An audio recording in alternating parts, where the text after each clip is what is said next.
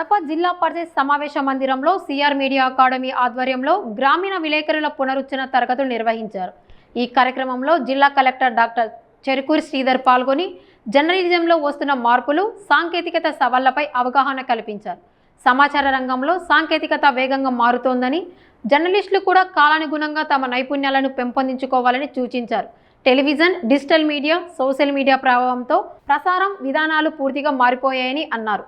వార్తల సేకరణలో నిజానిజాలు, బాధ్యతాయుత ధోరణి ఎంతో ముఖ్యమని, భవిష్యత్తులో ఆర్టిఫిషియల్ ఇంటెలిజెన్స్ వంటి సాంకేతికతలు మరింత ప్రభావం చూపనున్నాయని కలెక్టర్ పేర్కొన్నారు. జర్నలిస్టులు ప్రజలకు విశ్వసనీయ సమాచారాన్ని అందించే బాధ్యతను సమర్థంగా నిర్వర్తించాలని సూచించారు.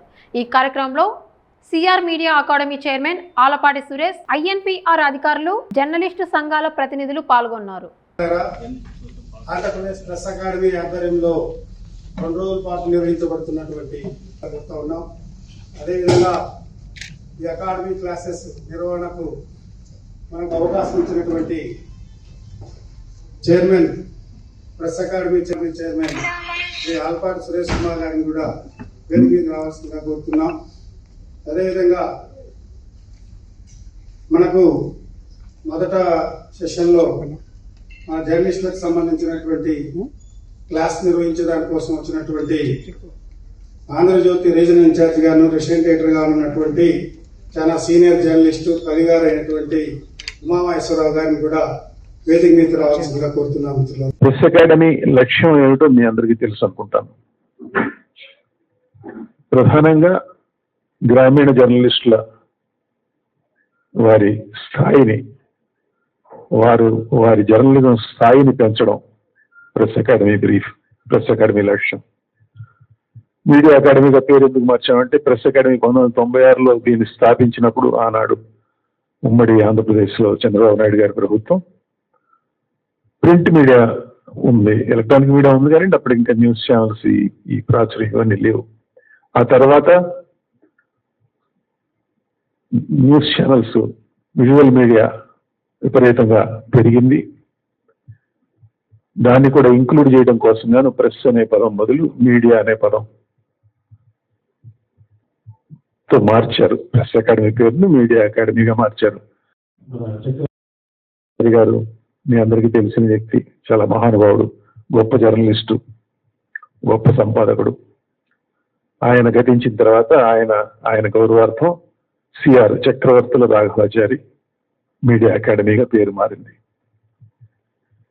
గత సంవత్సర కాలంగా మనం ప్రతి నెల ఒక జిల్లాలో గ్రామీణ విలేకరులకి ఈ పునశ్చరణ తరగతులు నిర్వహిస్తూ వస్తున్నాం. అవసరం ఏమిటి ఈ పునశ్చరణ తరగతులు అన్న ప్రశ్న కొంతమందికి రావచ్చు. మనిషి నిత్యం విద్యార్థిగానే ఉండాలి. ఏ పని చేసే వ్యక్తి అయినా చనిపోయేంత వరకు విద్యార్థిగానే ఉండాలి. నేర్చుకోవడం అనేది మనిషి చనిపోయిన రోజున మాత్రమే ఆగిపోవాలి. నేర్చుకోవడం అనేది, మనం ఒక వృత్తిలో ఉన్నాం. మన వృత్తి ఏమిటంటే చాలా ఉన్నతమైన వృత్తి. 4th ఎస్టేట్ అంటారు మనల్ని. ఎందుకు 4th ఎస్టేట్? 3 ఉన్నాయి ప్రజాస్వామ్యానికి సంబంధించి 3 స్తంభాలు: జ్యుడిషియరీ, లెజిస్లేచర్, ఎగ్జిక్యూటివ్. ఈ 3 స్తంభాల మీద, ఈ 3 కాళ్ళ మీద ఆయన ముక్కాల పీట అంత స్థిరంగా నిలబడదు. దానికి ఒక 4వ కాలు జోడిస్తే పీట నిలబడుతుంది, గట్టిగా నిలబడుద్ది, స్థిరంగా నిల్చుంటుంది. అందుకే మనం 4th ఎస్టేట్ అయ్యాం. మరి మనం వాచ్డాగ్ ప్రజాస్వామ్యానికి. ప్రజాస్వామ్యం పట్టాలు తప్పకుండా ప్రజాస్వామికంగా ఎన్నికైన పాలకులు ప్రజల ప్రయోజనాలకు విరుద్ధంగా వ్యవహరించకుండా జాగ్రత్తగా కాపలా కాసే బాధ్యత మనది. వారు వాచ్డాగ్స్. మరి ఇంత ఉదాత్తమైన, ఉన్నతమైన పని మనం చేస్తున్నప్పుడు, ఇటువంటి వృత్తిలో ఉన్నప్పుడు మనకి కొన్ని నియమాలు, నిబంధనలు మనకి మనం పెట్టుకోవాలి. అదేమిటి? మనం ఎప్పుడు కూడా ప్రజల పక్షానే ఉండాలి. కానీ ఇవన్నీ మేము ఎక్కడో గ్రామాల్లో కూర్చొని అక్కడి నుంచి మండల హెడ్ క్వార్టర్స్ లో కూర్చొని అక్కడి నుంచి మేము రాసి పంపించే వార్తలకిను మీరు చెప్పే ఈ పెద్ద పెద్ద కబుర్లకి ఏమైనా సంబంధం ఉందా అండి అని అనొచ్చు ఎవరైనా. ఉంది. మీరు రాసే వార్త చిన్న వార్త అయినా పెద్ద వార్త అయినా సరే, ఏ వార్త అయినా సరే వార్త టైంట్ కాకూడదు, వార్తలో కాలుష్యం ఉండకూడదు. వార్తగానే ఉండాలి. వార్తకి చాలా ఎక్కువ సందర్భాల్లో మనం కాంటెక్స్ట్ జోడిస్తాం, సందర్భాన్ని జోడించి వార్తనిస్తాం. నిజానికి కాంటెక్స్ట్ జోడించిన వార్తే సరైన వార్త. ఆ కాంటెక్స్ట్ జోడించేటప్పుడు, దానికి సందర్భాన్ని జోడించేప్పుడు మనం ప్రజల పక్షాన ఉన్నామా, ప్రజల పక్షాన లేవా అన్నది అక్కడ వస్తుంది ప్రశ్న. లక్ష్మణ రేఖ. దానితో పాటుగా మనకు పెంచుకోవాలి. మంచి వార్తని పసిగట్టే నైపుణ్యం కూడా నైపుణ్యమే. వార్తలంటే జరిగిన స్పాట్ మన చుట్టూతో బోలెడు జరుగుతున్నాయి. ఆ జరుగుతున్న వాటి వెనక ముందు రకరకాల వార్తలు, రకరకాల వార్త కాదు మనం బయటకు తీసి రాసి, లేకపోతే మీరు రికార్డ్ చేసి, వీడియో రికార్డ్ చేసి మనం పంపుతున్నాం. ఎవరి తరపున, ఎవరి కోసం? ప్రజల కోసం. ఎక్కడి నుంచి వచ్చింది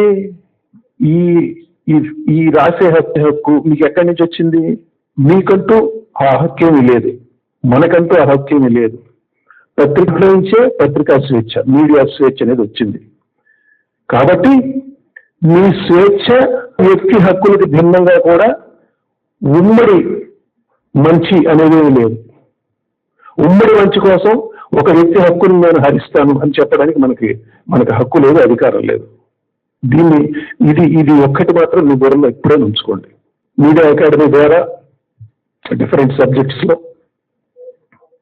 పత్రికా భాష అంటే పత్రికా భాష ఏ విధమైన భాషలో మంచి ఏంటి, చేయటి, క్రైమ్ రిపోర్టింగ్ ఎట్లాగు, నైతిక నియమాలు ఏమిటి, ఎంతో కొంత పెరుగుతుంది ఈ క్లాసెస్ లో పాల్గొన్న కారణంగా.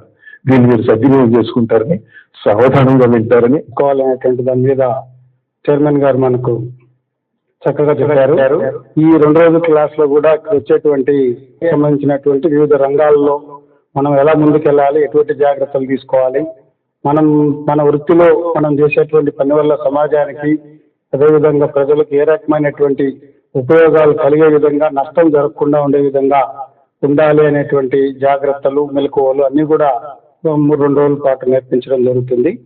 ఈ క్లాసులు బాగా అందరూ కూడా ఉపయోగించుకోవాలని చెప్పి కోరుతూ, ఇప్పుడు ఈ క్లాసెస్ మన ప్రెస్ అకాడమీ ఆధ్వర్యంలో వచ్చినటువంటి క్లాసెస్ కు ముఖ్య అతిథిగా ఇచ్చేసినటువంటి మన జిల్లా కలెక్టర్ గారు శ్రీ చెరుకూరి శ్రీధర్ గారిని మాట్లాడాల్సిందిగా కోరుతున్నాం. మీడియా అకాడమీ ద్వారా గ్రామీణ ప్రాంతాల్లో ఉన్నటువంటి జర్నలిస్ట్ కి, అలాగే మీడియా కాంట్రిబ్యూటర్స్ కి ఈ పునరుద్ధరణ ట్రైనింగ్ అనేది ఏర్పాటు చేసినటువంటి పెద్దలు, గౌరవనీయులు సురేష్ కుమార్ గారికి, అదేవిధంగా ఈ కార్యక్రమానికి చేసినటువంటి ఉమామేశ్వర గారికి, అలాగే వేదికను అలంకరించినటువంటి పెద్దలకి, అలాగే ఈ కార్యక్రమానికి అటెండ్ అయినటువంటి జర్నలిస్ట్ అందరికీ కూడా ముందుగా నా హృదయపూర్వకమైనటువంటి అభినందనలు, అలాగే ధన్యవాదాలు తెలియజేస్తున్నాను. సురేష్ కుమార్ గారు చెప్పినట్టు మన భారతదేశమే కాదు, ప్రపంచంలో మానవ జాతి మనుగడకి అత్యంత ముఖ్యమైనటువంటి విభాగం మీడియా. అది రాజకీయ పరంగానే కాదు, ఒక దేశం యొక్క దశను, దిశను, లేదా ఒక సమాజం యొక్క దశను, దిశను నిర్దేశించేది, ఒక టార్చ్ లైట్ గా నిలబడేది ఆ సమాజానికి ఎప్పుడు కూడా మీడియానే. అది ఏ రూపాల్లో వచ్చినా కూడా ఒక ఆలోచన విధానాన్ని, సమాజంలో ఒక ఆలోచన విధానాన్ని రేకెత్తించడంలోనూ, అలాగే ఆ ఆలోచనని ఏ దిశగా తీసుకువెళ్ళాలి అనేటువంటి దీంట్లో కూడా మీడియా యొక్క పాత్ర చాలా చాలా చాలా ముఖ్యమైనది. అలాగే ఈరోజు సమాజం చాలా ఫాస్ట్గా మార్పు చెందుతుంది, ట్రాన్స్ఫర్మేషన్ జరుగుతూ ఉంది. అలాగే ముఖ్యంగా మన భారతదేశం యొక్క పరిస్థితి తీసుకున్నట్టయితే స్వాతంత్రం వచ్చిన తర్వాత భారతదేశానికి లేదా భారతదేశంలో ఉన్నటువంటి ప్రజలకి ఏం కావాలి, ఏ విధంగా మన సమాజాన్ని నిర్మించుకోవాలి, మన ఆర్థిక శక్తిని పెంపొందించుకోవాలి, వీటన్నిటినీ కూడా ఎక్కువ భాగం రాజకీయవేత్తలతో పాటు ఆ రోజు ఉన్నటువంటి జర్నలిస్టులు వారి యొక్క ఆలోచనల్ని పరిగణలోకి తీసుకొని ఈరోజు whatever policies we have, most of them are coming from that background only. అయితే ఇప్పుడు భారతదేశం వెనుకబడిన దేశం కాదు, చాలా అత్యంత వేగంగా అభివృద్ధి చెందుతున్నటువంటి దేశం ప్రపంచంలోనే. మొన్న మనం 4వ స్థానానికి ప్రపంచంలో ఆర్థిక శక్తిగా ఎదిగి 3వ స్థానానికి ఎగబాగుతున్నటువంటి సమయంలో మిడిల్ ఈస్ట్ లో వచ్చినటువంటి క్రైసిస్ తోటి ఇప్పుడు మళ్ళా మనం 5వ స్థానానికి టెంపరీగా పడిపోవడం జరిగింది. కానీ మన యొక్క భారతదేశం యొక్క economic impact or economic power on the global economy is now impactful ఎకానమీగా తయారైంది. ఇటువంటి తయారీలో మన భారతదేశంలో ఉన్నటువంటి సామాజిక ఆర్థిక స్థాయిలు కూడా చాలా వేగంగా మార్పు చెందుతున్నాయి. ఇది అందరూ కూడా మనం గుర్తుపెట్టుకోవాలి. మన భారతదేశం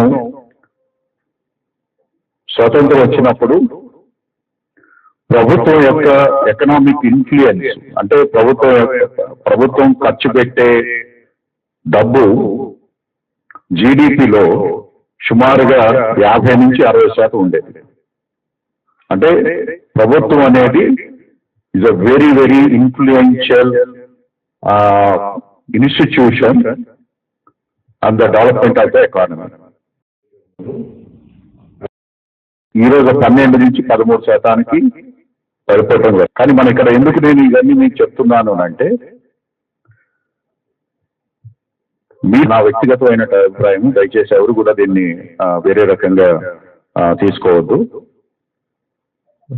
ఆలోచన కానీ లేకపోతే ఇంపార్టెన్స్ కానీ ఏదైతే ఉందో 75 నుంచి 80% మనం ప్రభుత్వం చుట్టూ లేదా దాని చుట్టూ ఉన్నటువంటి రాజకీయాల చుట్టూ మాత్రమే ఉంది.